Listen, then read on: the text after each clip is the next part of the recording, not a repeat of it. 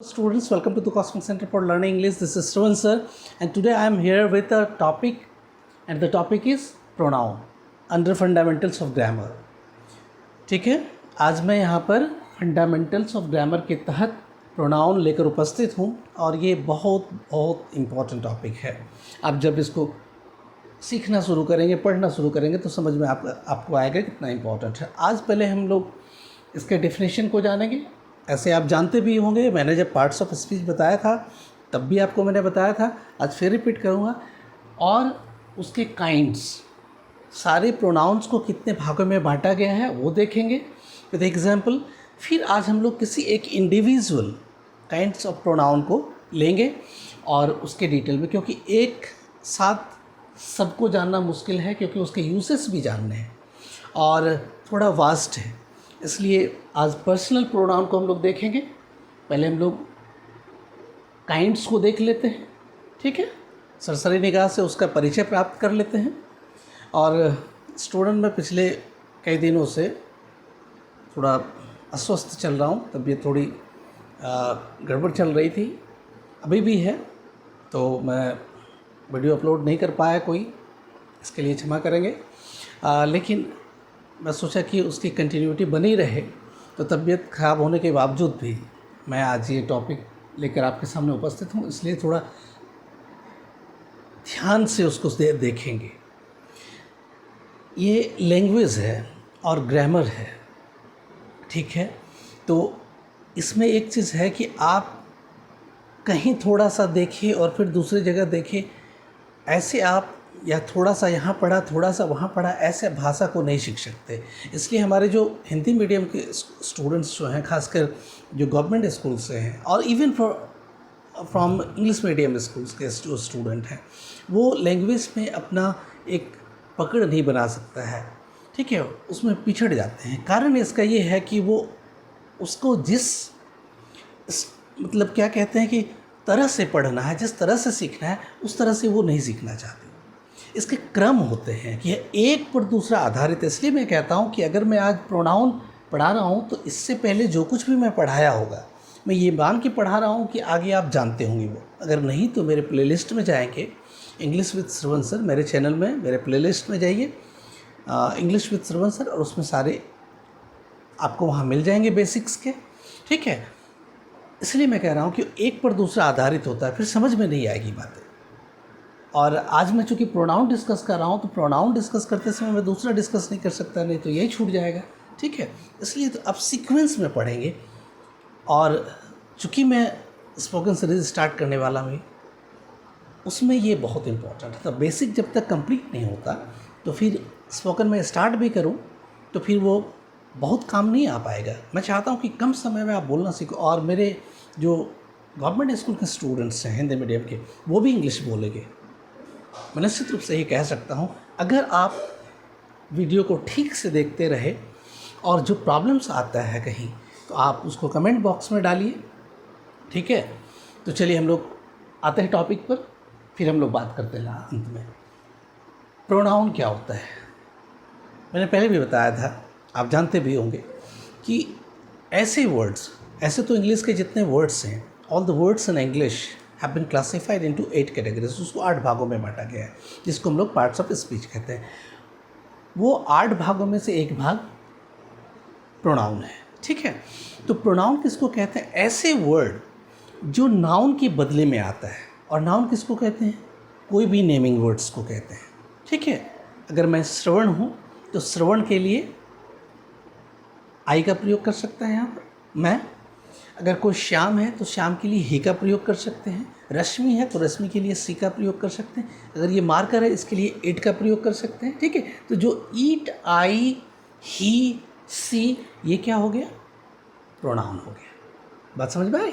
तो जो word noun के बदले में आए उसको क्या कहते हैं? हम प्रोनाउन कहते हैं. तो ये समझ में आ गया आपको. अब है क्या कि जितने भी प्रोनाउंस हैं उसको 8 कैटेगरीज में बांट दिया गया है उसके यूजेस के लिए, ठीक है, कि किस तरह से यूज़ करेंगे, कहाँ कहाँ यूज़ करेंगे, कोई कन्फ्यूज़न क्रिएट ना हो, ठीक है. हम जब इसका इस्तेमाल करना शुरू करेंगे सेंटेंस स्ट्रक्चर में, ठीक है, हमारे चाहे स्पोकन या रिटन जिस भी फॉर्म में हम उसको यूज़ करना चाहें तो उसमें फिर गलतियाँ नहीं हो।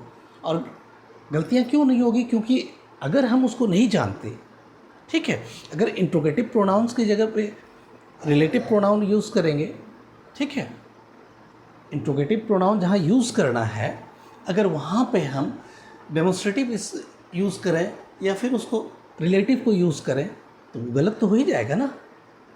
बात समझ में आ रही है ना? तो इसलिए हमें सबको अलग अलग जानना पड़ेगा। पहले अलग अलग सबका परिचय हो जाए और फिर हम इंडिविजुअली यूजर्स के साथ जानेंगे, ठीक है। तो चलते हैं हम लोग फर्स्ट, उसका जो क्लासिफिकेशन है पहला काइंड में पर्सनल प्रोनाउन, ठीक है। आज उसको हम लोग डिटेल में भी देखेंगे। पर्सनल प्रोनाउन किसको कहते हैं? पर्सनल पर्सन से बना है, ठीक है। पर्सनल प्रोनाउन पर्सन से बना है। तो जो पर्सन मतलब क्या होता है? व्यक्ति। तो व्यक्ति से संबंधित जो प्रोनाउन होगा उसको हम क्या कहेंगे? पर्सनल प्रोनाउन कहेंगे, ठीक है।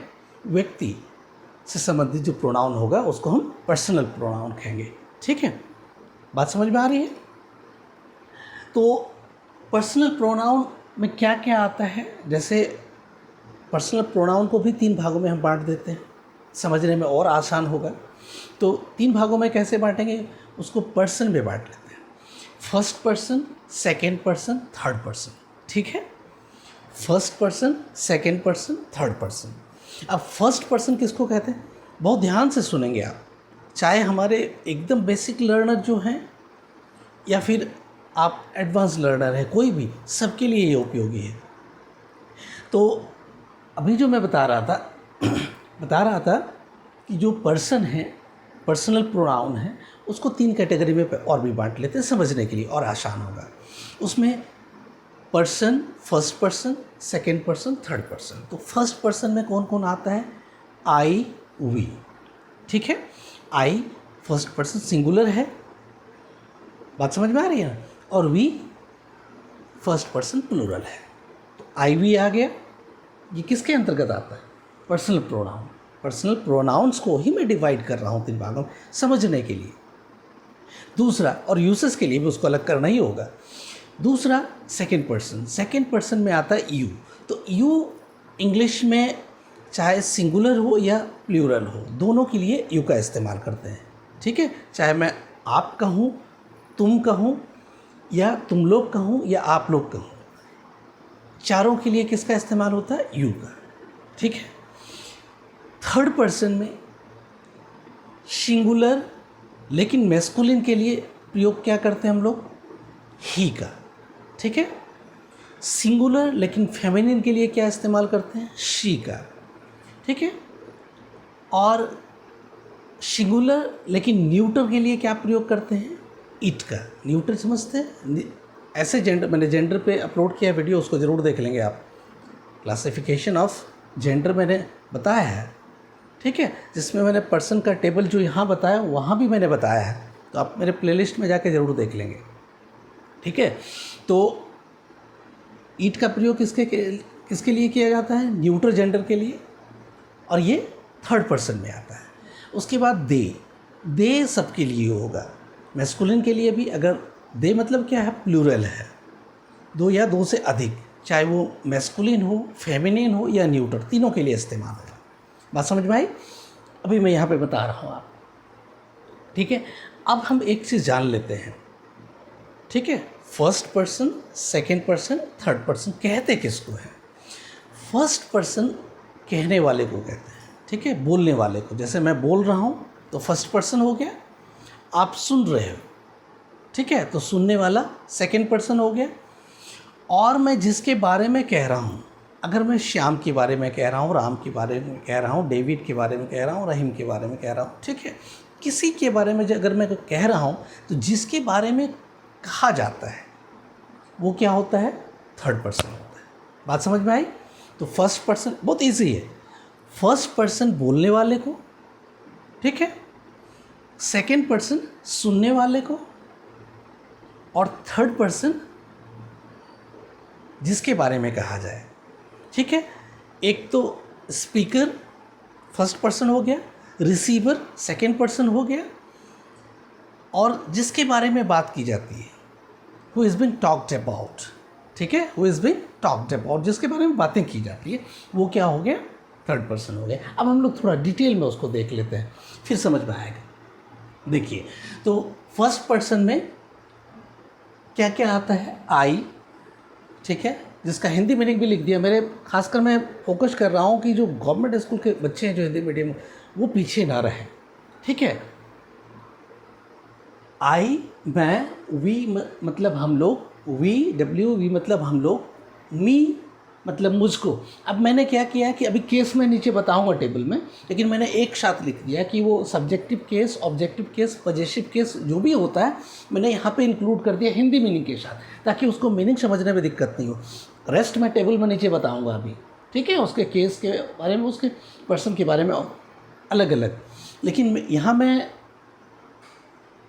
केस को इंक्लूड कर लिया है, ठीक है, नंबर को इंक्लूड कर लिया है, मतलब फर्स्ट पर्सन में जिस भी केस में हो, जिस भी नंबर में हो, वो सारा इसके अंतर्गत आ गया, और उसके मीनिंग भी है, ताकि हिंदी मीनिंग है, ताकि समझने में कोई परेशानी नहीं होगी। तो फर्स्ट पर्सन में आई मतलब मैं, वी है हम लोग, मी मुझको, अस हम लोग, ठीक है, अस मतलब हम लोग, माई का मेरा, आवर हमारा, ठीक है, माइन मेरा, आवर्स हम लोगों का, ठीक है। ये फर्स्ट पर्सन हो गए, यानी आई और वी से उत्पन्न है सारा, ठीक है, आई सिंगुलर से और वी प्लूरल से।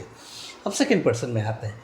यू मैंने अभी बताया, तुम के लिए भी प्रयोग आता है, तुम लोग के लिए भी, आपके लिए भी, आप लोग के लिए भी, इसलिए मैंने चारों लिख दिया। इंग्लिश में सबके लिए यू का इस्तेमाल होता है, ये आप जानेंगे, ठीक है। फिर ये दो, ठीक है, ये दाओ मतलब तू होता है, दी, TH डबल ई, ये THE डबल ई नहीं बोलते, लेकिन चूँकि जनरल लोग बोलते हैं जनरली, इसलिए मैं भी बता देता हूँ कि आपके समझने के लिए। THEE, THY दाई, फिर योर, दाइन, ये सबका मतलब तुम्हारा और तुम लोगों का होता है, ठीक है। दी, दाई, योर, दाइन सबका मतलब तुम्हारा और तुम लोगों का होता है। लेकिन इसका ये, दो, दी, दाई, दाइन का प्रयोग क्या होता है कि ये पोइटिक लैंग्वेज है, ठीक है, पोइटिक लैंग्वेज में इसका इस्तेमाल होता है, और ये पास्ट में ज़्यादा होता था, अभी प्रेजेंट में कम होता है। और या तो फिर कोई डिवोशनल सॉन्ग होता है, प्रेयर होता है, उसमें इसका इस्तेमाल होता है, किसका, इन सारे शब्दों का। ये दो जिसका मतलब तू होता है, तो मतलब यू, दी, दाई, दाइन मतलब तुम्हारा या तुम लोगों का, इसका इस्तेमाल हम लोग डिवोशनल सॉन्ग, प्रेयर या वर्ड्स में, ठीक है, पोएम में करते हैं। बात समझ में आती है, ठीक है, आ रही है ना, तो याद रखेंगे इसका। फिर आप आते हैं थर्ड पर्सन। थर्ड पर्सन में ही, सी दोनों का मतलब हुआ, लेकिन ही है मैस्कुलिन मेल के लिए और सी है फीमेल के लिए, ठीक है। इट न्यूट्रल जेंडर मतलब निर्जीव वस्तुओं के लिए, और मैंने इट का इस्तेमाल एक वीडियो डाला है सिर्फ इट के यूजेस के बारे में, आप उसको ज़रूर देख लेंगे, बहुत इम्पॉर्टेंट है। इट का प्रयोग जो बेबी होता है, ठीक है, उसके लिए भी होता है, अगर उसके जेंडर नोन नहीं है, या कहाँ कहाँ होता है, अभी मैं उस टॉपिक पे नहीं जाऊँगा, फिर ये छूट जाएगा, इसलिए आप मेरे प्लेलिस्ट में ज़रूर जाके देख लेंगे। इट मतलब होता है ईयर, खासकर न्यूट्रल जेंडर के लिए। दे, वे लोग, देम उनको या उन लोगों को, हिम, हर ये मेल फीमेल दोनों के लिए, उसको, दोनों का सेम मतलब होता है उसको। हीज़, हर, ठीक है, ये भी हीज़ मेल के लिए, हर फीमेल के लिए, मतलब उसका, उसकी, ठीक है। क्यों यहाँ पे हीज़, हर मतलब उसको भी होता है और उसका, उसकी होता है, वो नीचे मैं बता रहा हूँ, इसलिए कन्फ्यूजन में पढ़ने की ज़रूरत नहीं है। यहाँ पे सिर्फ आप ये देखिए उसके हिंदी मीनिंग है, इसलिए आपके लिए इम्पोर्टेंट है। अगर आप नहीं जानते हो या मेरे बेसिक जो लर्नर्स हैं वो हैं तो, ठीक है। ही, हर उसका, उसकी, फिर देयर मतलब उनका, उनकी, और इट्स मतलब इसका, हर्स मतलब उसकी, देयर मीन उन लोगों का, देयर मीन्स उन लोगों का, ठीक है, ये हो गया। अब मैं नीचे आऊँ, पर्सन, केस, ठीक है, और जेंडर जानेंगे, नंबर जानेंगे, ये पर्सनल प्रोनाउन का। इससे पहले थोड़ा थोड़ा हम लोग इंट्रोडक्शन सभी काइंड्स का ले लेते हैं, उसके बाद नेक्स्ट वीडियो में हम लोग एक एक करके सबको देखेंगे, लेकिन आज हम लोग पर्सनल प्रोनाउन पे ही कॉन्सेंट्रेट रहेंगे। चलिए दूसरा देखते हैं, दूसरा काइंड है रिफ्लेक्सिव प्रोनाउन। रिफ्लेक्सिव प्रोनाउन कैसे कहते हैं? प्रोनाउन तो समझ गए कि जो वर्ड नाउन के बदले में आता है। तो रिफ्लेक्सिव प्रोनाउन उसको कहते हैं जो, इसका यूज़ कहाँ होता है कि अगर किसी सेंटेंस में सब्जेक्ट जो काम करता है, जो डूयर है, ठीक है, उसके कार्य का इम्पैक्ट अगर सब्जेक्ट पर ही पड़ता है, ठीक है, तो उसको हम क्या कहते हैं? रिफ्लेक्सिव प्रोनाउन कहते हैं। जैसे एग्जांपल के लिए मैं एक सेंटेंस बताता हूँ, ठीक है, देखिए ध्यान से देखेंगे ये, आई हर्ड, ठीक है, माई सेल्फ, ठीक है, आई हर्ड माई सेल्फ, ये सब्जेक्ट है, ये वर्ब है, ठीक है, और ये ऑब्जेक्ट है। तो ऑब्जेक्ट किसको कहते हैं? जो एक्शन सब्जेक्ट के द्वारा परफॉर्म किए जाते हैं उसका जिस पर इम्पैक्ट पड़ता है, ठीक है, प्रभाव पड़ता है, जो ट्रांसफ़र होता है उसका इम्पैक्ट। तो आई हर्ट, मैंने चोट पहुंचाई, किसको? स्वयं को। तो ये माई सेल्फ जो है ना, इसी को कहते हैं रिफ्लेक्सिव प्रोनाउन। बात समझ में आई? तो माई सेल्फ, योर सेल्फ्स अगर प्लूरल है तो इट सेल्फ, देम सेल्फ्स, ठीक है, ये सारे क्या कहलाते हैं? रिफ्लेक्सिव प्रोनाउन कहलाते हैं, ठीक है। इसका प्रयोग इम्फेसिस डालने के लिए भी होता है, जो हम लोग जब रिफ्लेक्सिव प्रोनाउन पढ़ेंगे डिटेल में उसके यूजेस के बारे में तो जान लेंगे। तो इतनी बात समझ में आ गई, रिफ्लेक्सिव प्रोनाउन किसको कहते हैं, ठीक है। रिफ्लेक्सिव प्रोनाउन उन सारे प्रोनाउन को कहते हैं जिसमें सब्जेक्ट के द्वारा, ठीक है, किए गए कार्य का इम्पैक्ट सब्जेक्ट पर ही पड़ता है, और उसके लिए जो हम प्रोनाउन इस्तेमाल करते हैं उसको हम रिफ्लेक्सिव प्रोनाउन कहते हैं, ठीक है। बात समझ में आ गई होगी? चलिए नेक्स्ट, रिलेटिव प्रोनाउन, ठीक है। रिलेटिव प्रोनाउन क्या होता है कि वो संबंध जोड़ता है, ठीक है, दो सेंटेंस के बीच में संबंध जोड़ता है, ठीक है। जैसे this is the marker which, this is the marker which I had bought, ठीक है। बात समझ में आई? This is the marker which, अब मार्कर ये है, इसी के लिए विच भी लग रहा है, आ रहा है वहाँ पे, ठीक है। तो विच आई हैड बाउट, अब दिस इज द मार्कर एक सेंटेंस है, विच आई हैड और एक है आई हैड बाउट, दोनों को जोड़ भी कौन रहा है? ये विच। तो इस तरह के जो प्रोनाउन होते हैं हम लोग उसको देखेंगे डिटेल में यूसेस के साथ उसका, लेकिन मैं एग्जांपल बताता हूँ। तो जैसे हु, विच, व्हाट, ठीक है, दैट, एट्सेट्रा, ये सब किस में आते हैं? रिलेटिव प्रोनाउन में आते हैं, ठीक है। उसको जब हम लोग रिलेटिव प्रोनाउन देखेंगे तो उस दिन डिटेल में समझेंगे। मैं एक इंट्रोडक्शन दे रहा हूँ सबका। फिर है डेमोस्ट्रेटिव प्रोनाउन। डेमोस्ट्रेटिव प्रोनाउन उसको कहते हैं जो दर्शाता है, ठीक है, ऐसे वर्ड्स जो नाउन के बदले में आता है लेकिन वो किसी चीज़ को दर्शाता है, जैसे दिस, दैट, दीज, दोज, ठीक है, सच, एट्सेट्रा, ये आते हैं डेमोस्ट्रेटिव प्रोनाउन में। फिर इंट्रोगेटिव प्रोनाउन, ठीक है, ऐसे प्रोनाउन जिससे प्रश्न पूछा जाए, ये तो ईजी है, ठीक है, जैसे हु आर यू, बात समझ में आ रही? तो हु का प्रयोग यहाँ पे किया ना आपने, बात समझ में आ रही है? तो इस तरह से जो प्रोनाउन से प्रश्न पूछा जाए हम लोग डिटेल में देखेंगे, आज नहीं तो पर्सनल छूट जाएगा। फिर है इंडेफिनिट प्रोनाउन। इंडेफिनिट प्रोनाउन उसको उस सारे प्रोनाउन को कहते हैं जो डेफिनिट नहीं होता है, जो निश्चित नहीं होता है, ठीक है, लेकिन है प्रोनाउन नाउन के बदले में आते हैं, जैसे समवन, समबडी, ठीक है, एनीबडी, एनीवन, बात समझ में आ रही है ना, एट्सेट्रा, ये सब क्या आएंगे, किस में आएंगे? इंडेफिनिट प्रोनाउन में। सम, फ्यू, सारा इसी के अंतर्गत आता है। चलिए अब है डिस्ट्रीब्यूटिव प्रोनाउन, ठीक है। डिस्ट्रीब्यूटिव प्रोनाउन यहाँ पे, तो डिस्ट्रीब्यूटिव प्रोनाउन किसको कहते हैं? जैसे each, every, etcetera, either, neither, जब हम लोग उसको देखेंगे, ठीक है, लेकिन मैं यहाँ पे परिचय सिर्फ दे रहा हूँ। डिस्ट्रीब्यूटिव प्रोनाउन ऐसा होता है जो डिस्ट्रीब्यूशन को दिखाता है, लेकिन वो नाउन के बदले में आता है। प्रोनाउन मतलब जो नाउन के बदले में आए, ठीक है। उसके बाद है रेसिप्रोकल प्रोनाउन। रेसिप्रोकल प्रोनाउन होता है जैसे ईच अदर, वन अनदर, अगर दो व्यक्ति है, ठीक है, तो दोनों आपस में कोई ऐसे सेंटेंस जैसे दे हेल्प ईच अदर। अगर दो व्यक्ति हैं तो दोनों एक दूसरे का मदद करता है, या दो से ज़्यादा व्यक्ति हैं, दे हेल्प्ड वन अनदर, एक दूसरे की मदद की। बात समझ में आ रही? तो ईच अदर, वन अनदर, ये किस में आता है? Reciprocal pronoun. तो एक ब्रीफ इंट्रोडक्शन हम लोगों ने इसका प्राप्त किया। डिटेल में अभी गए नहीं, उसके बाद हम लोग डिटेल में आएंगे तो उसके एवरी प्रोनाउन के उसके जो यूसेस हम लोग उसको देखेंगे, उसके मीनिंग भी देखेंगे। ठीक है, तो चलिए आज हम लोग आते हैं नीचे पर्सनल प्रोनाउन में। अभी जो तक में हम लोगों ने first person, second person, third person का परिचय पाया कि उसके अंतर्गत कौन कौन आता है। अब है कि ये जो पर्सनल प्रोनाउंस हैं उसको अलग अलग केस में भी बांटा गया है। जब इस्तेमाल करेंगे सब्जेक्ट की जगह पे तो सब्जेक्टिव केस होगा, जिसको नॉमिनेटिव केस भी कहते हैं। जब ऑब्जेक्ट की जगह पे इस्तेमाल होगा तो ऑब्जेक्टिव केस होगा। जब पोजेशन की जगह पे इस्तेमाल होगा तो उसको पॉजेसिव केस कहेंगे। जहाँ रिफ्लेक्सिव, अभी जो मैंने बताया, ठीक है, रिफ्लेक्सिव केस में इस्तेमाल करेंगे तो उसके लिए रिफ्लेक्सिव फॉर्म में होगा। फिर वो कौन से जेंडर में होंगे तो उसको एक चार्ट के द्वारा मैं यहाँ पे बता रहा हूँ। अब मैं थोड़ा सा कैमरा नीचे करता हूँ ताकि आपको दिखाई पड़े।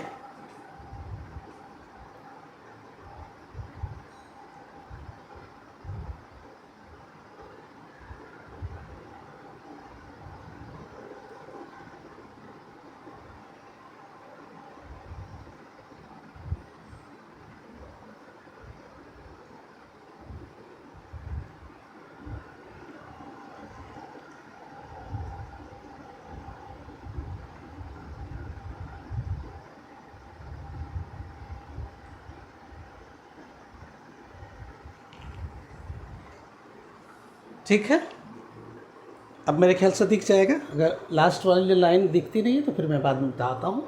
ठीक है, चलिए यहाँ देखिए, ये फर्स्ट पर्सन, ठीक है, सेकेंड पर्सन, थर्ड पर्सन, ये पर्सन है। ठीक है, दूसरा नंबर, नंबर सिंगुलर प्लूरल। उसके बाद ये केस, केस को यहाँ पे चार भागों में मैंने बांट दिया। एक है नॉमिनेटिव केस, दूसरा पॉजेसिव केस, तीसरा ऑब्जेक्टिव केस, और फोर्थ मैंने रिफ्लेक्सिव केस भी डाल दिया ताकि रिफ्लेक्सिव प्रोनाउन आपको समझने में आगे दिक्कत नहीं होगी। ठीक है, ठीक से नज़र आ रहा है ना आपको? सब आ रहा होगा। चलिए देखते हैं। तो और ये जेंडर, ठीक है, किस जेंडर में कौन आता है, किसके साथ किस जेंडर में प्रयोग कर सकते हैं, या किसको किस जेंडर में प्रयोग कर सकते हैं। ठीक है, तो चलिए पहले देख लीजिए यहाँ पे कि फर्स्ट पर्सन में क्या क्या आता है। सिंगुलर में मैंने बताया आई और प्लूरल में वी।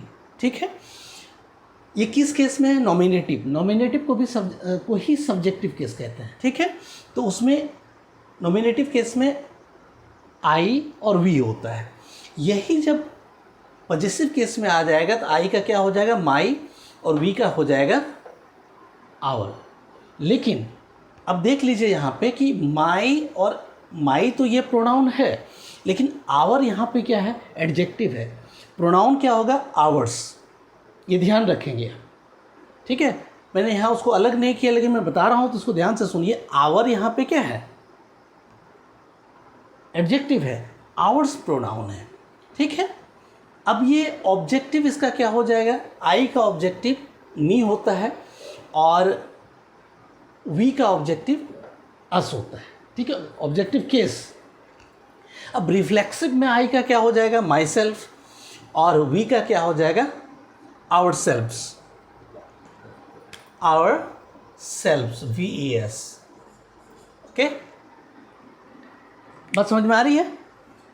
उसके बाद देखिए यहाँ पे जेंडर, ये मैस्कुलिन के लिए भी, मतलब मेल भी यूज़ करता, मेल के लिए भी इस्तेमाल होगा, फीमेल के लिए भी होगा। ठीक है, मैस्कुलिन और फेमिनिन दोनों के लिए इस्तेमाल होगा। ये माई सेल्फ का, मी का, माई का, आई का। ठीक है, ये दोनों, ये मैस्कुलिन जेंडर और फेमिनिन जेंडर दोनों में इस्तेमाल होगा ये। दूसरा आइए सेकेंड पर्सन। सेकेंड पर्सन में सिंगुलर और प्लूरल दोनों में यू आता है।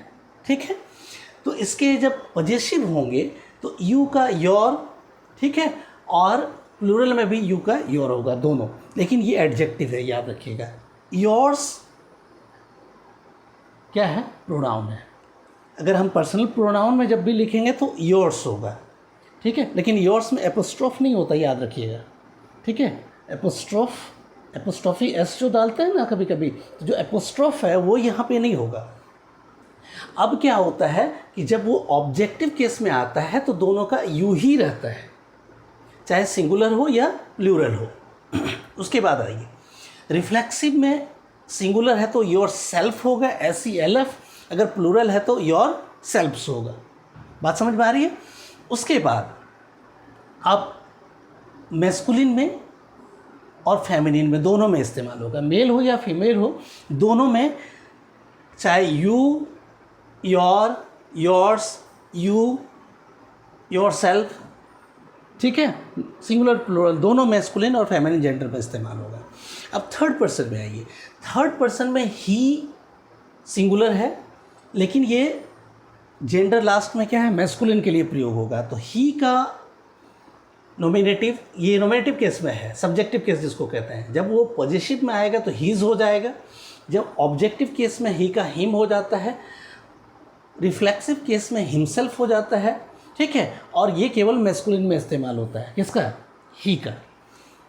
दूसरा है सी का हर पॉजिटिव होगा, ठीक है, हर्स पॉजिटिव है, लेकिन हर यहाँ पे क्या है, एडजेक्टिव है, और यहाँ पे हीज आपका एडजेक्टिव भी और प्रोनाउन भी। बात समझ में आ रही है ना? तो अब इसमें देख लीजिए, सी में हर हो गया आपका एडजेक्टिव और हर्स हो गया क्या,